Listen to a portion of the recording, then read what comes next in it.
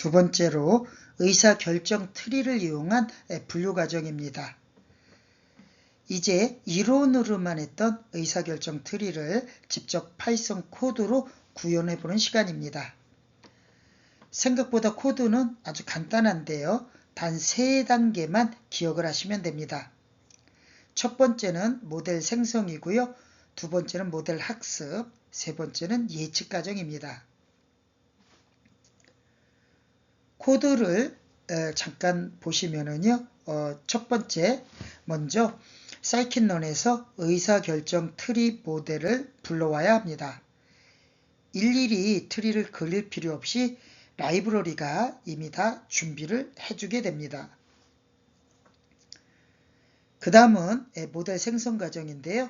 이제 모델 객처를 하나 생성을 합니다. 마치 빈 트리를 준비해두는 단계라고 생각해 주시면 됩니다. 그리고 두 번째 모델 학습인데요.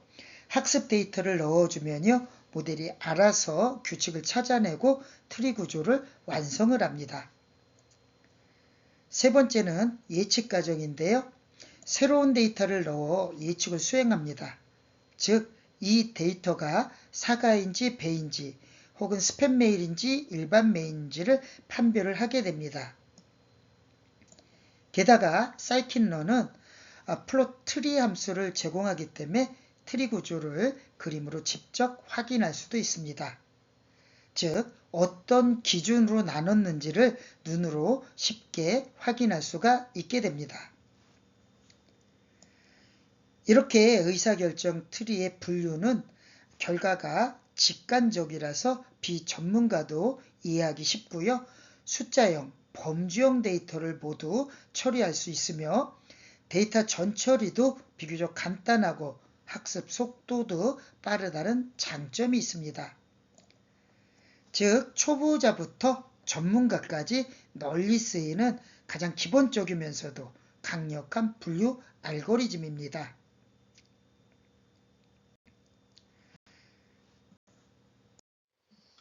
콜앱의 한글 글꼴 설치하기 과정인데요. 우리가 데이터를 예쁘게 그래프로 그려보려고 하는데요. 여기서 문제가 딱 하나 있습니다. 바로 한글이 깨져서 글자가 이상하게 나오는 건데요. 총 인구수가 샵이나 또 다른 모양으로 나와서 확인할 수가 없는 글자로 보일 때가 많습니다. 그래서 해결책이 필요한데요. 바로 한글 폰트를 설치하는 겁니다. 우리는 나눔 고딕 폰트를 설치해서 그래프에서 글자가 제대로 보이도록 할 건데요. 왼쪽에 보이는 코드 3줄을 실행하면 폰트를 설치하고 새로 고치고 그리고 이전 캐시까지 싹 지워서 한글 글꼴을 설치하게 됩니다. 마지막으로 중요한 점, 폰트를 설치한 뒤에는요, 반드시 세션을 다시 시작해야 되는데요. 그래야 변경사항이 적용이 되고요. 그래프에 한글이 깔끔하게 표시가 됩니다. 즉, 이 과정을 거치면 우리가 만든 그래프가 한글이 보여지게 됨으로 인해서 훨씬 이해하기 쉽고 보기가 좋아지고요. 발표 자료나 보고서에서도 유용하게 쓸 수 있게 됩니다. 세션을 다시 시작하고 데이터 파일을 가져오는 과정입니다. 이제 한글 폰트를 설치했으니 꼭 해줘야 하는 마지막 과정이 있는데요. 그게 바로 세션 다시 시작하기입니다. 폰트를 설치해도 세션을 껐다 켜지 않으면 적용이 안 되는데요. 마치 우리가 새로 산 신발을 신으려면 상자를 열고 꺼내야 하는 것처럼 설치만 해서는 끝이 아니고 반드시 다시 시작을 해야 반영이 됩니다. 세션을 다시 시작하면 우리가 필요로 하는 라이브러리도 다시 불러와야 하는데요. 예를 들어서 판다스랑 매플릭 같은 라이브러리를 다시 임포트 해야 하고 한글 폰트도 지정해주면 되는데요. 왼쪽에 있는 코드를 입력하시면 됩니다. 콜앱 왼쪽 메뉴에 보시면 파일 업로드 버튼이 있는데요.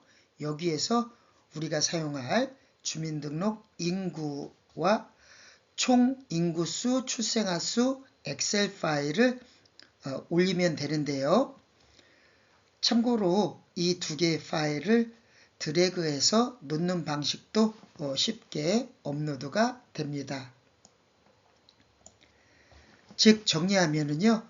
첫 번째는 세션을 다시 시작해야 되고요.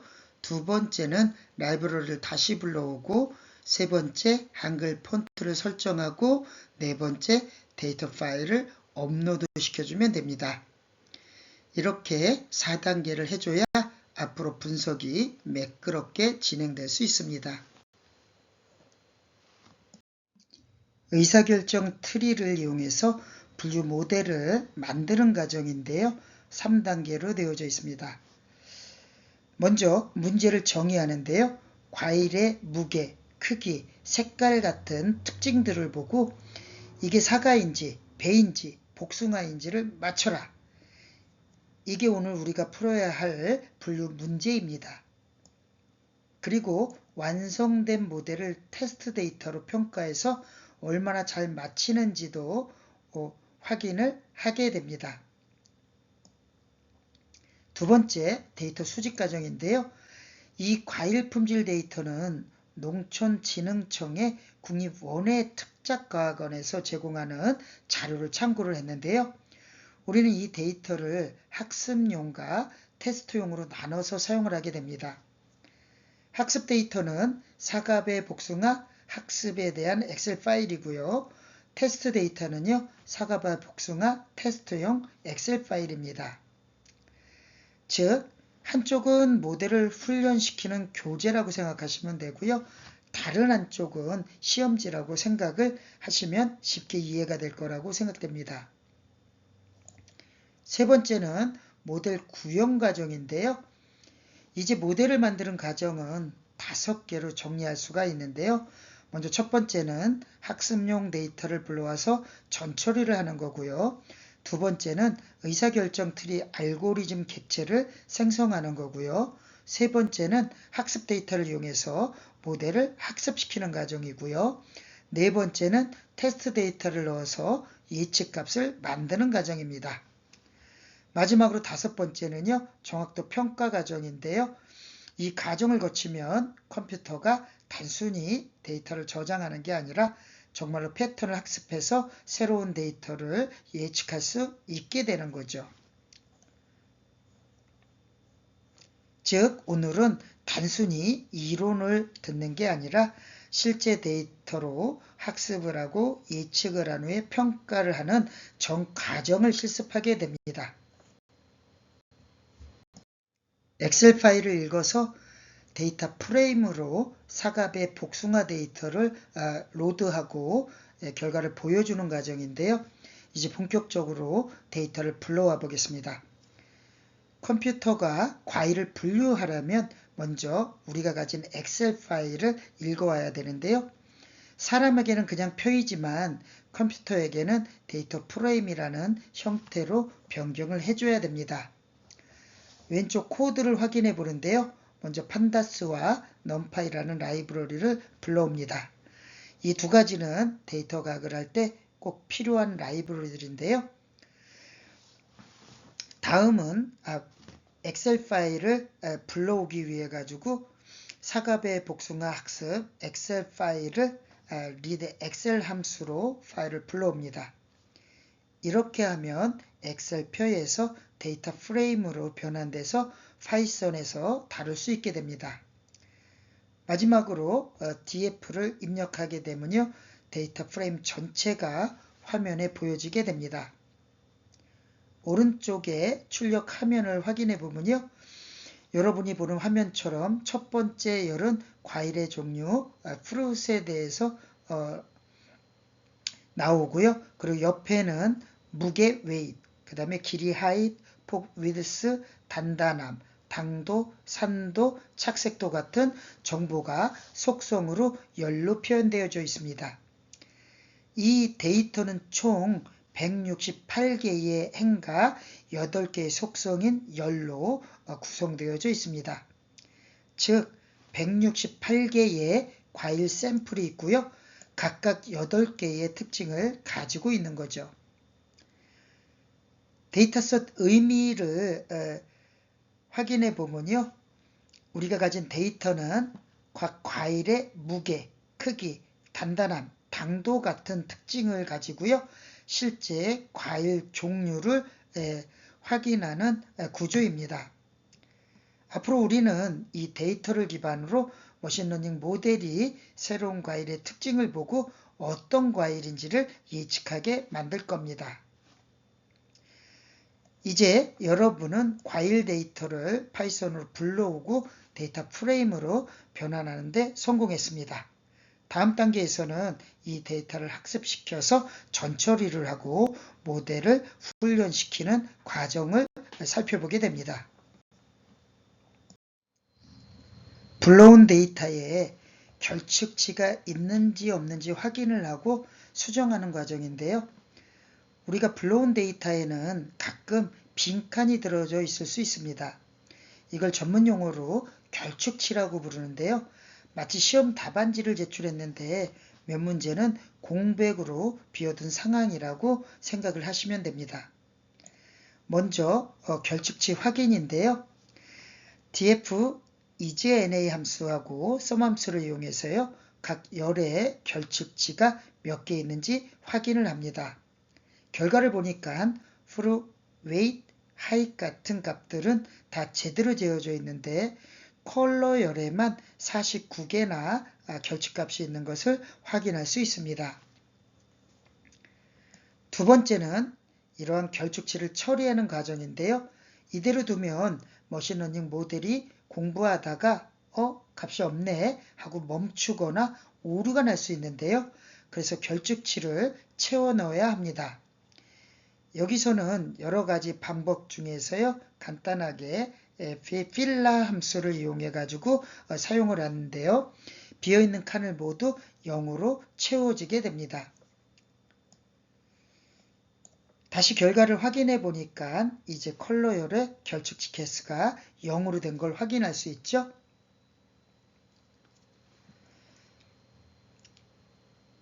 세 번째로 다양한 처리 방법을 사용할 수가 있는데요. 결축치를 처리하는 방법에 여러 가지가 있어요. 0을 사용하는 것도 있고요. 평균값을 이용하는 것, 중압값 같은 특정값으로 채우기도 하는데요. 결축치가 있는 행 자체를 삭제하기, 머신러닝으로 결축치를 예측해서 채우기, 이렇게 여러 가지가 있는데요. 오늘은 가장 단순한 방법인 0으로 채우기를 사용을 했습니다. 즉 결축치는 데이터가 불완전하다고 신호이고요. 이를 처리하지 않으면 모델을 제대로 학습을 하지 못하게 됩니다. 따라서 데이터 전처리의 첫 단계는 결축치를 확인하고 채워주는 과정이라고 생각해 주시면 됩니다. 과일의 종류별 개수를 확인하고요. 숫자로 변환하는 과정인데요. 우리가 다루는 과일 데이터에는 사과, 배, 복숭아라는 이름이 있는데요. 먼저 과일 종류별 데이터 분포를 확인해 보겠습니다. 먼저 value count로 각 과일이 몇 개씩 있는지를 확인해 보는데요. 코드의 결과를 보니까 사과는 77개, 배는 49개, 복숭아는 42개로 출력됐습니다. 이렇게 각 과일이 몇 개 있는지를 미리 확인하는 건 매우 중요한 일인데요. 왜냐하면 데이터가 한쪽으로 너무 쏠려 있으면 모델이 한쪽 과일만 더 잘 맞히고 다른 건 못 맞히는 불균형 문제가 생길 수 있기 때문입니다. 두 번째는 이름을 숫자로 변환하는 레이블 인코딩 과정인데요. 여기서 중요한 점은 머신러닝 모델은 사람처럼 글자를 이해하지 못합니다. 즉 사과라는 글자를 그대로 넣어주면 모델이 이게 뭔 소리지? 하고 멈추게 됩니다. 그래서 사과는 0, 배는 1, 복숭아는 2처럼 숫자로 바꿔줘야 하는데요. 이 과정을 레이블 인코딩이라고 부릅니다. 코드를 확인해 보면요. df replace 프루트에 사과 0, 배 1, 복숭아 2, in place true라고 쓰면 데이터 프레임 안에서 과일 이름이 자동으로 숫자로 바뀌게 됩니다.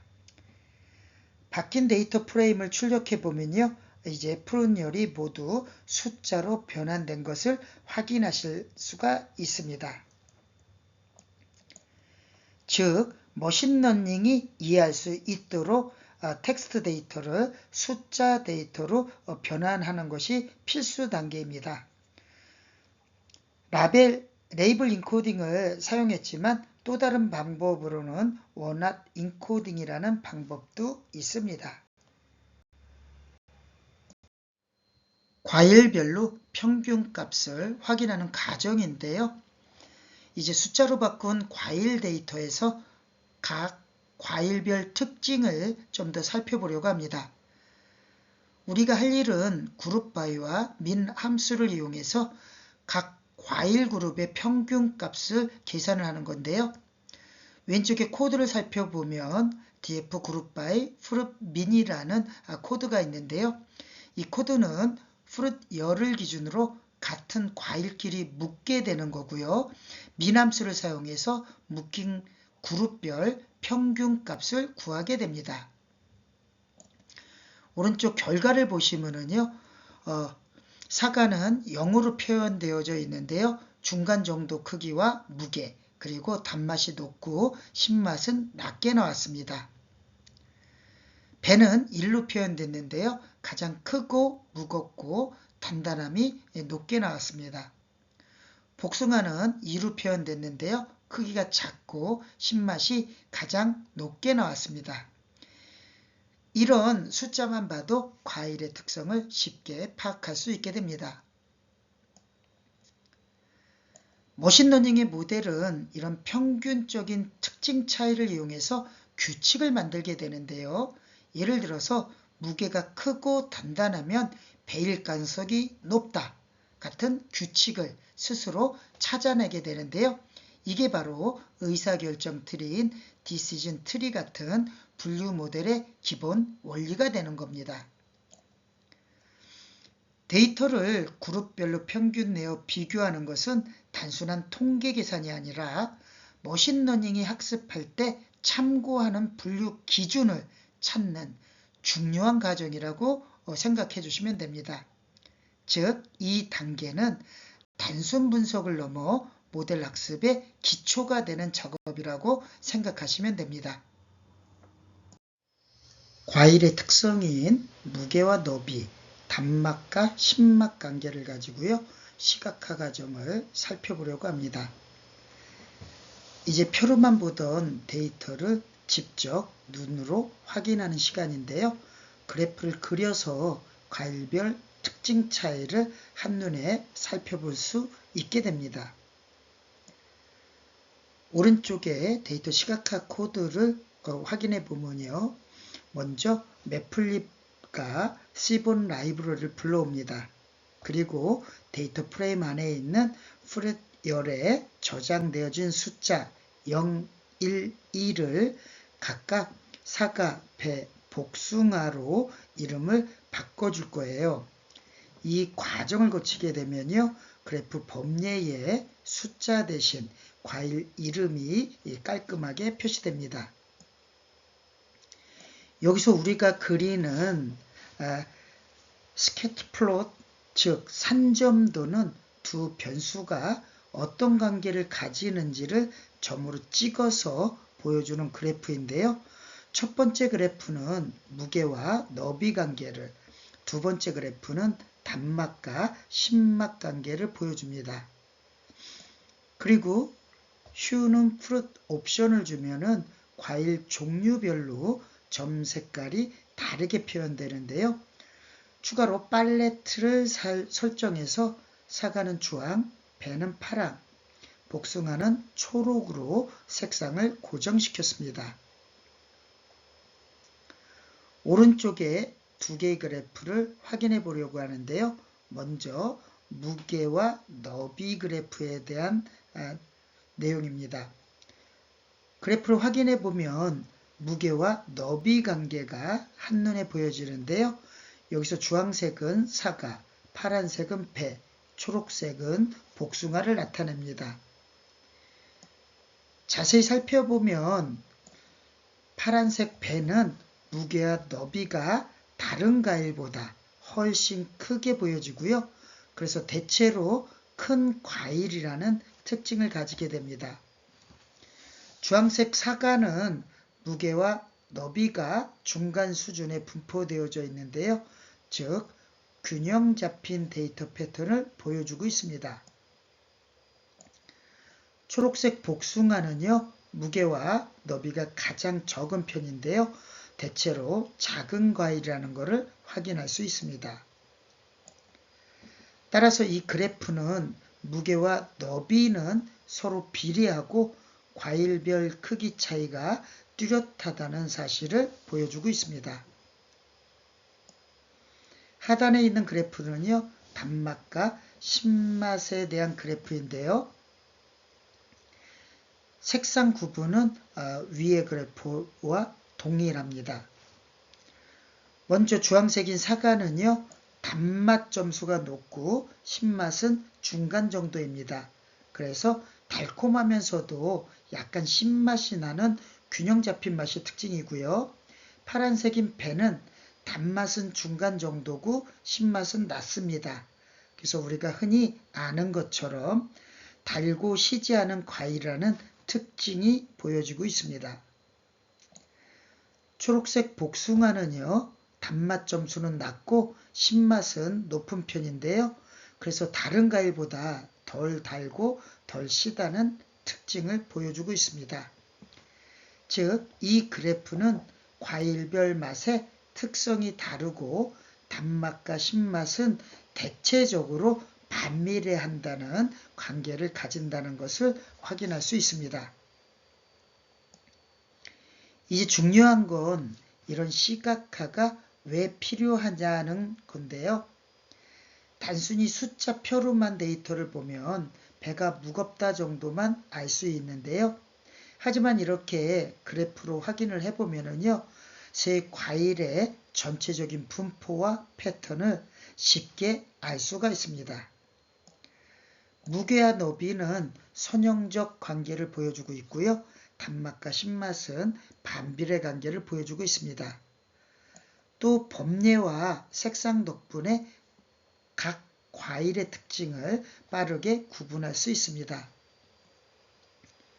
결국 이 두 그래프는 단순한 그림이 아니라 데이터 안에 숨어있는 패턴과 관계를 시각적으로 보여주는 지도라고 할 수 있는데요.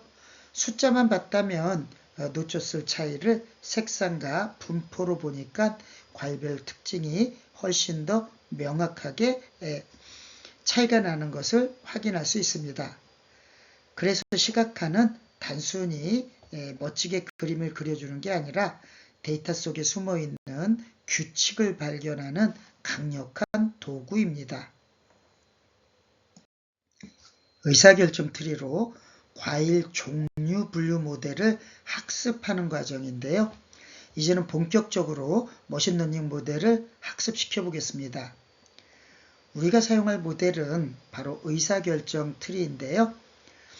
왼쪽에 코드를 확인해 보면 먼저 Decision Tree Classifier를 불러서 옵니다. 이 모델은 데이터를 바탕으로 이 과일이 어떤 종류인지를 나무 구조처럼 단계적으로 판단을 하는데요. X트레인에는 과일의 특징인 무게, 단맛, 신맛 등을 넣고요. Y트레인에는 정답인 과일 종류를 넣습니다. 이렇게 입력과 정답을 분리해서 모델에게 알려주게 됩니다. 모델의 생성 및 학습 방법인데요. 그 다음은 decision tree classifier random state는 0을 코드를 통해서 모델을 생성하게 됩니다. 여기서 랜덤 스테이츠 0은 중요한 설정인데요. 동일한 결과를 반복해서 얻을 수 있도록 랜덤 시드를 고정시키는 역할을 합니다. 즉 여러 번 실행을 해도요 같은 트리가 만들어지도록 하는 코드입니다. 그리고 fit xtrain과 ytrain을 실행하면 이제 모델이 본격적으로 과일 데이터를 학습하기 시작합니다. 학습 결과인데요. 학습이 끝나면 모델은 과일 데이터의 패턴을 기억하게 되는데요. 예를 들어서 무게가 크면 배일 가능성이 높고 단맛이 높으면 사과일 수 있고 신맛이 강하면 복숭아일 수도 있겠죠. 즉 새로운 데이터가 들어오면 이건 사과다 또는 이건 배다 하고 판단할 수 있는 능력을 가지게 됐습니다. 즉 지금까지는 데이터를 보고 직접 눈으로 패턴을 찾았다면 이제는 머신러닝 모델이 그 패턴을 스스로 학습하도록 만든 겁니다. 앞으로 이 학습된 모델을 가지고 실제 예측을 할 수 있게 됐습니다. 학습된 의사결정 트리 모델로 새로운 과일 종류를 예측하는 과정인데요. 모델을 학습시켰으니 이제는 새 데이터를 넣어서 예측을 해볼 차례입니다. 여기서는 아직 사용한 적이 없는 과일 데이터를 모델에게 입력해서 과연 어떤 결과가 나오는지를 확인해 보겠습니다. 먼저 새로운 데이터를 생성하는 과정인데요. 새로운 과일의 특징을 입력합니다. 예를 들어서 무게는 270g, 높이는 75mm, 너비는 85mm, 단단함은 37, 당도는 13.5, 산도는 0.2, 착색도는 55 이런 식으로 수치를 입력합니다. 이 데이터는 데이터 프레임 형태로 만들어서 기존 학습 데이터와 동일한 구조로 맞춰줘야 합니다. 그래야 모델이 이건 내가 아는 데이터 형태구나 하고 올바르게 분석을 할 수 있게 됩니다. 모델 예측 과정인데요. TR 모델 predict new fruit을 실행하면 드디어 모델이 새로운 과일을 보고 이건 무슨 과일이다 하고 예측을 하게 됩니다. 결과 해석 과정인데요. 실행 결과는 array 1이 나왔습니다. 여기서 숫자 1은 배를 의미하는데요. 즉 모델이 이 새로운 과일을 배일 가능성이 가장 높다고 판단을 한 겁니다. 왜 배라고 했을까요? 바로 무게와 크기 때문인데요. 270g이라는 무게와 크기, 즉 가로 세로가 이전의 배 데이터와 비슷했기 때문에 모델이 배라고 분류를 한 겁니다.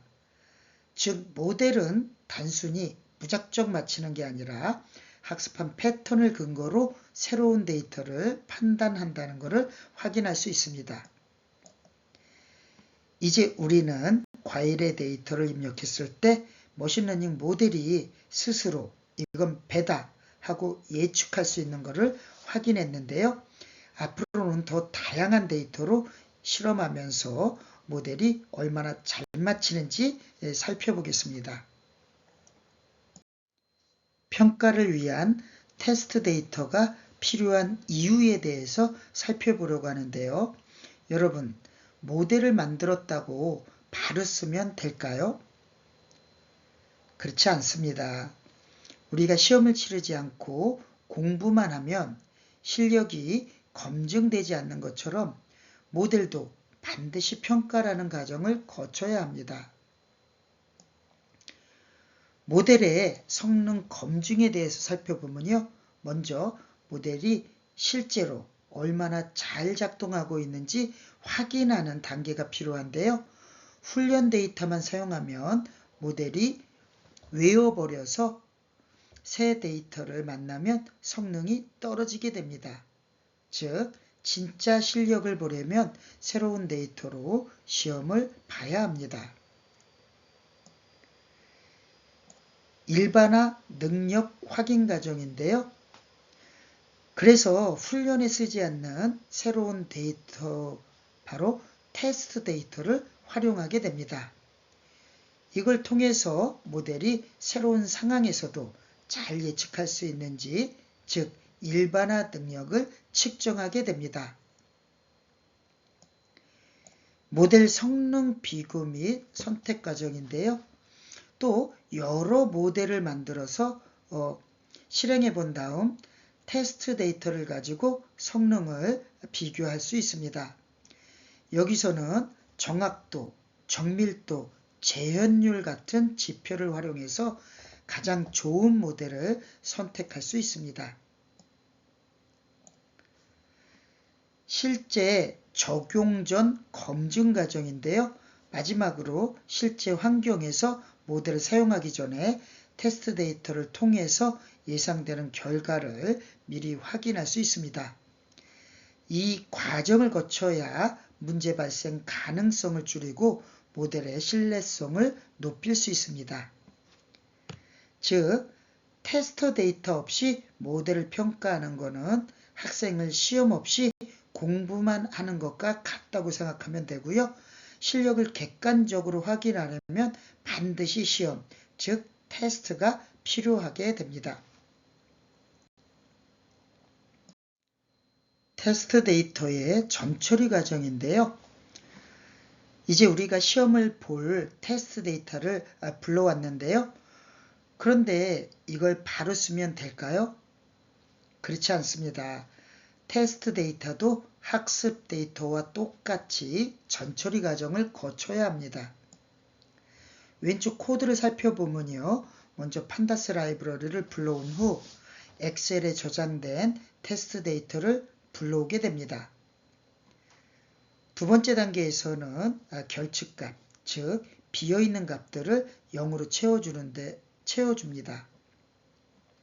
그리고 세 번째는 과일 이름이 문자열로 되어 있으니 사과는 0, 배는 1, 복숭아는 2로 변경해서 숫자로 변환을 해줍니다. 마지막으로 변환된 데이터를 출력을 해보면 이제 모델이 이해할 수 있는 숫자 데이터로 정리된 것을 확인할 수 있습니다. 여기서 중요한 점이 있는데요. 테스트 데이터의 전처리는 반드시 학습 데이터와 동일한 방식으로 해야 합니다. 만약 학습할 때는 빈 값을 0으로 채웠는데 테스트할 때는 그냥 두거나 다른 값으로 바꿔버리면 모델이 제대로 예측하지 못하게 됩니다. 이제 테스트 데이터가 모델이 알아들을 수 있는 형태로 준비가 되었는데요. 다음 단계에서 이 데이터를 사용해서 모델의 성능을 평가해 보게 됩니다. 진짜 시험을 치러보는 단계가 됩니다. 학습된 모델을 통한 테스트 데이터의 예측 과정인데요.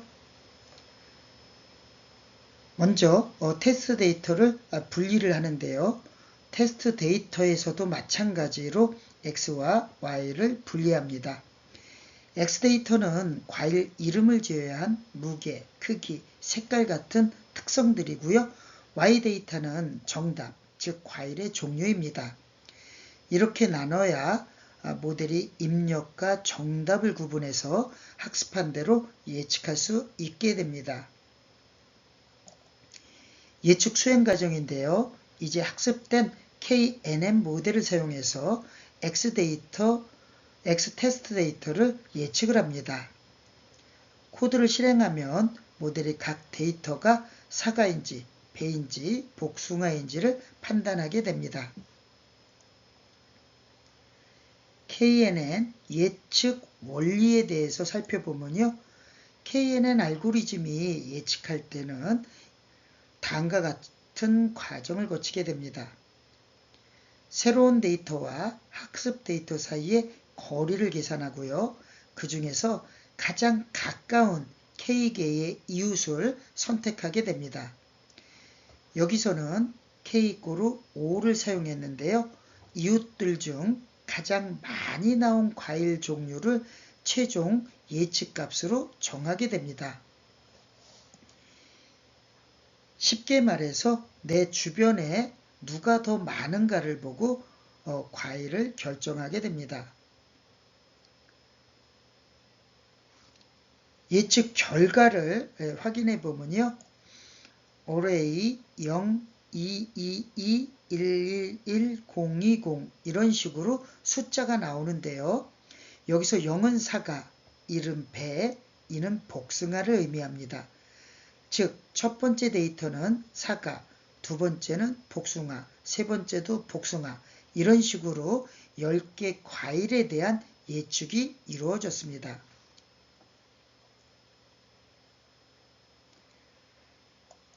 이제 우리는 모델이 예측한 결과와 실제 정답을 비교해서 정확도가 얼마나 되는지를 평가를 해야 됩니다.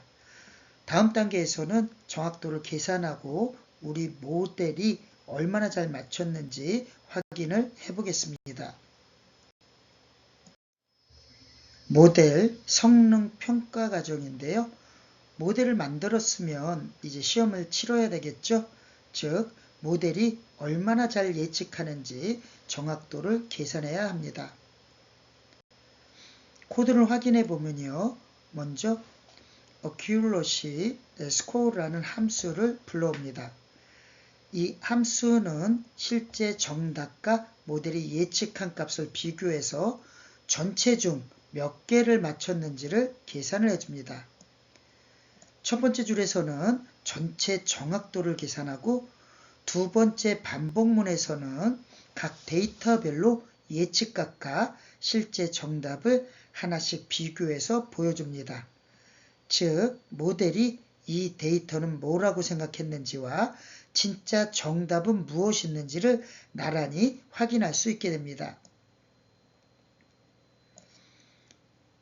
결과를 확인해 보는데요. 정확도가 0.9, 즉 90%가 나왔습니다. 10개의 데이터 중 9개는 맞았고요. 1개만 틀린 거죠. 틀린 데이터는 첫 번째 데이터인데 모델은 사과라고 예측했지만 실제 정답은 복숭아였습니다. 이런 경우를 우리는 오분류 사례라고 부릅니다. 이처럼 정확도는 전체 성능을 보여주고 개별 비교는 어떤 데이터에서 모델이 약한지 알려줍니다. 90%라면 꽤 괜찮은 성능이지만 만약 더 정밀한 결과를 원한다면 데이터를 더 모으거나 모델을 튜닝해야 합니다. 즉, 성능 평가는 단순히 숫자를 보는 걸 넘어서 모델이 틀린 부분까지 아주 디테일하게 자세히 살펴보는 것이기 때문에 매우 중요한 과정이라고 할 수 있습니다.